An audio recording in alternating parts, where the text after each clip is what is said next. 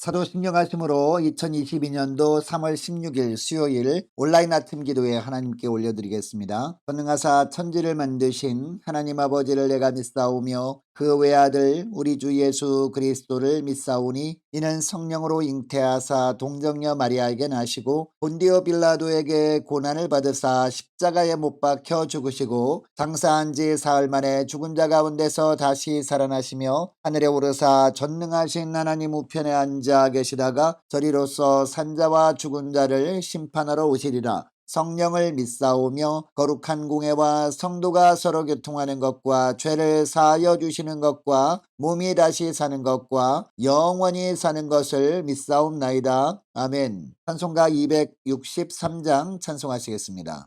이 세상 험하고 나 비록 약하나 늘 기도 힘쓰면 큰 권능 얻겠네. 주의 은혜로 계속 받아서 피와 같이 붉은 죄 눈같이 이겠네.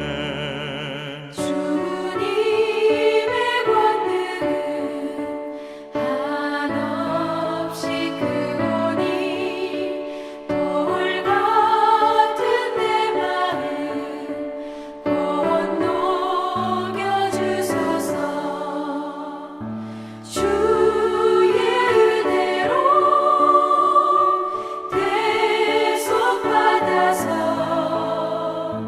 피와 같이 붉은 죄 눈같이 이겠네. 내 맘이 약하여 늘 넘어지오니 주 예수 힘주사 굳세게 하소서. 주의 은혜로 대속받아서 피와 같이 붉은 죄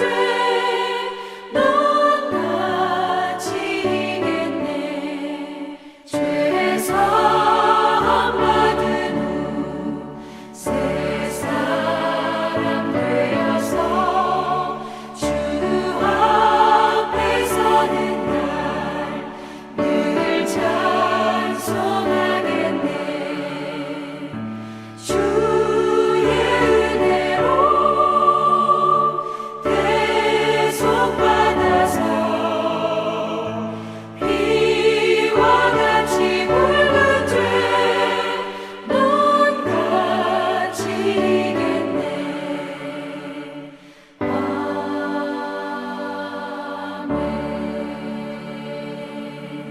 하나님 아버지 감사합니다. 오늘도 또 새날을 저희들이 허락하시고 지난밤에도 단잠을 재워주셨다가 오늘 아침에도 주님께서 깨워주셔서 주님의 은혜로 주님과 동행하는 복된 하루가 되게 하심을 감사합니다. 하나님께서 허락하신 하루를 시작하기 전에 먼저 주님의 부르심에 순종함으로 주 앞에 나와 말씀을 듣습니다. 이 말씀을 통해서 주님께서 인도하시는 길이 어떤 길인지 바르게 깨닫게 하시고 순종케 하여 주셔서 오늘도 주님과만 동행하는 복된 하루가 되게 하여 주옵소서. 감사드리오며 우리 주 예수 그리스도의 이름으로 기도드리옵나이다. 아멘. 하나님의 말씀은 구약성경 레위기 5장 1절부터 13절까지 말씀 보겠습니다. 자, 화면을 보시면서 1절부터 우리 함께 합독하겠습니다. 만일 누구든지 저주하는 소리를 듣고서도 증인이 되어 그가 본 것이나 알고 있는 것을 알리지 아니하면 그는 자기의 죄를 져야 할 것이요 그 허물이 그에게로 돌아갈 것이며 만일 누구든지 부정한 것들 곧 부정한 들짐승의 사체나 부정한 가축의 사체나 부정한 곤충의 사체를 만졌으면 부지 중이라고 할지라도 그 몸이 더러워져서 허물이 있을 것이요 만일 부지 중에 어떤 사람이 부정에 닿았는데 그 사람의 부정이 어떠한 부정이든지 그것을 깨달았을 때에는 허물이 있을 것이요 만일 누구든지 입술로 맹세하여 악한 일이든지 선한 일이든지 하리라고 함부로 말하면 그 사람이 함부로 말하여 맹세한 것이 무엇이든지 그가 깨닫지 못하다가 그것을 깨닫게 되었을 때는 그 중 하나에 그에게 허물이 있을 것이니 이 중 하나에 허물이 있을 때에는 아무 일에 잘못하였노라 자복하고 그 잘못으로 말미암아 여호와께 속죄제를 드리되 양떼의 암컷 어린 양이나 염소를 끌어다가 속죄제를 드릴 것이요 제사장은 그의 허물을 위하여 속죄할지니라. 만일 그의 힘이 어린 양을 바치는데 미치지 못하면 그가 지은 죄를 속죄하기 위하여 산비둘기 2마리나 뒷비둘기 새끼 2마리를 여호와께로 가져가되 하나는 속죄제물을 삼고 하나는 번제물을 삼아 제사장에게로 가져갈 것이요 제사장은 그 속죄제물을 먼저 드리되 그 머리를 목에서 비틀어 끊고 몸은 아주 쪼개지 말며 그 속죄제물의 피를 제단 곁에 뿌리고 그 남은 피는 제단 밑에 흘릴지니 이는 속죄제요 그 다음 것은 규례대로 번제를 드릴지니 제사장이 그의 잘못을 위하여 속죄한즉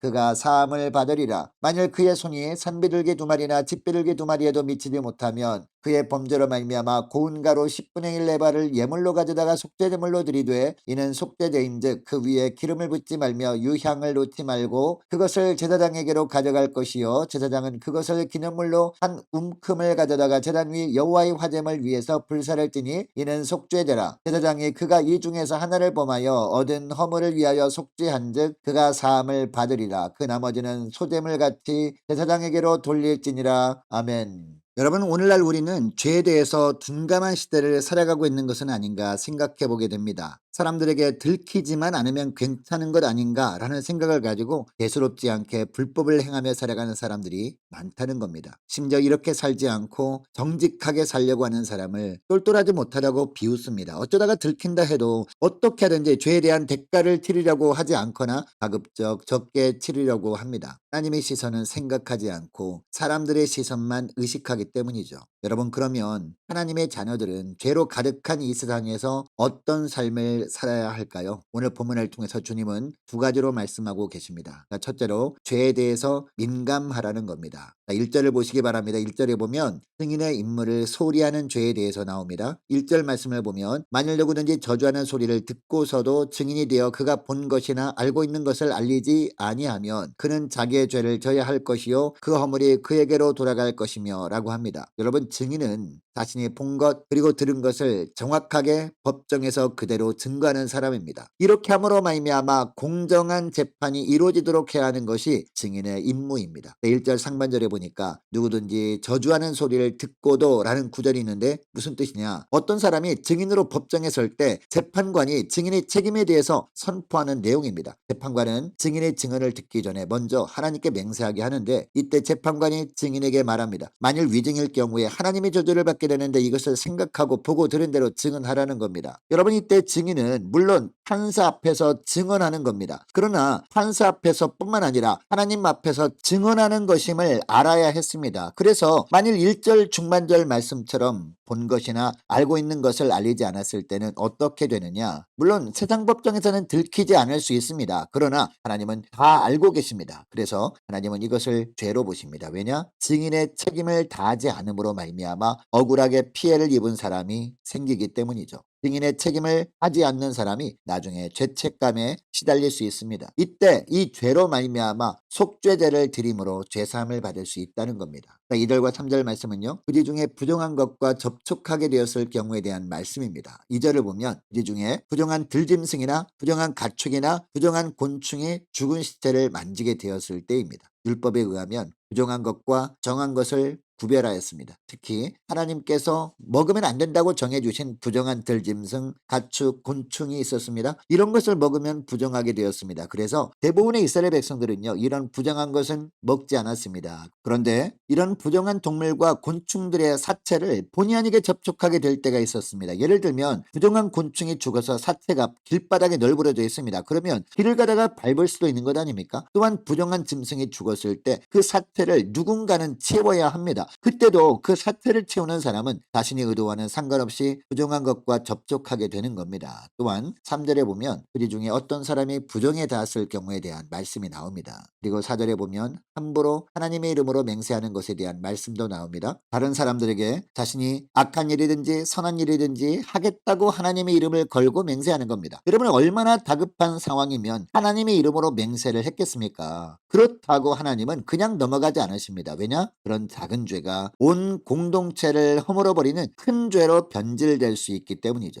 그래서 이것도 속죄제를 드림으로 죄사함을 받아야 한다라고 말씀하고 있습니다. 계속해서 5절 6절에 보니까요. 이런 죄로 인해서 속죄제사를 드리는 법을 말씀하십니다. 가장 중요한 것이 무엇입니까? 죄에 대한 자백이죠. 그리고 속죄제물을 가지고 나오는데 양떼의 암컷, 어린 양이나 염소를 끌고 와서 속죄제사를 드려야 했습니다. 그러면 제사장은 그의 허물이 사하여졌음을 선포하였습니다. 여러분 이처럼 길게 속죄제사를 드려야 하는 죄 종류를 말씀하시는 이유가 뭘까요? 죄에 대해서 민감하라는 겁니다. 거짓말도 죄고 모르고 범한 죄도 죄입니다. 꼭 다른 사람의 몸에 상처를 내거나 다른 사람의 것을 훔쳐야 죄가 되는 것이 아닙니다. 맹세를 하고 지키지 않는 것도 죄고 별 생각 없이 한 맹세라고 해도 그것은 우리의 거룩함을 훼손하는 죄라고 하고 있습니다. 여러분 오늘날 오래 신앙생활을 한 그리스도인들에게 가장 약한 부분이 뭘까요? 회개가 약하다는 겁니다. 회개해야 한다는 것을 알기는 합니다. 그러나 아무리 회개할 죄가 무엇이 있는지 떠올려 보아도 생각이 나지 않습니다. 그러니까 주님께서 회개 기도를 하라고 해도 자기에게 필요한 것을 간구하는 기도는 잘합니다. 그러나 회개 기도는 하지 못합니다. 왜 그렇습니까? 죄에 대해서 민감하지 않기 때문입니다. 자, 오늘 본문에 나오는 것들도 속죄제사가 필요한 죄라고 하면 오늘날 우리들도 하루에 수도 없이 이런 죄를 부지중에 짓고 살아갑니다. 이것을 보면 우리는 날마다 주님 앞에 엎드려 회개해야 하는 겁니다. 그래야 주님께서 우리를 정결하게 해주시고 우리가 하나님의 영광을 드러내는 삶을 살아가게 되는 겁니다. 여러분 이것을 기억하시고 죄에 대해 민감한 가운데 살아가는 오늘 하루 되시기를 주의 이름으로 축복합니다. 둘째로 속죄에 대해서 민감하라는 겁니다. 물론 속죄제물로 어린 양이나 염소를 끌어와야 했습니다. 그러나 어린 양이나 염소를 준비하지 못할 정도로 가난하게 사는 사람들도 있었습니다. 이들을 위한 배려가 7절부터 나옵니다. 가정 형편이 어렵다면 어린 양이나 염소 대신 산비둘기 2마리나 집비둘기 새끼 2마리를 준비하도록 한 겁니다. 그래서 하나는 속죄제물로 또 하나는 번제제물을 삶고 제사장으로 가져가면 되었습니다. 그런데 이것도 준비하지 못할 정도로 정말 가난한 가정도 있을 수 있습니다. 이런 가정을 위해서도 하나님은 배려해 주십니다. 11절 하반절에 보니까요. 고운 가루 10분의 1 에바를 속죄제물로 준비할 수 있도록 하십니다. 여러분 하나님께서 이렇게 말씀하시는 이유가 있습니다. 그만큼 백성들의 삶에서 하나님께 죄사함을 받고 사는 것이 중요하기 때문입니다. 그래서 하나님의 백성들 중에서 속죄제물을 준비하지 못하는 사람이 단 한 사람도 없도록 하신 겁니다. 자기는 가난해서 속죄제물을 준비할 수 없다는 핑계를 댈 수 없도록 하신 겁니다. 여러분 하나님께서 우리에게도 원하시는 것이 바로 이것입니다. 속죄에 민감해지는 것입니다. 무엇보다 주님께 나아가 나에게 필요한 것을 얻고자 하는 것보다 죄사함의 은총을 입는 것을 사모하며 사는 것, 이것이 무엇보다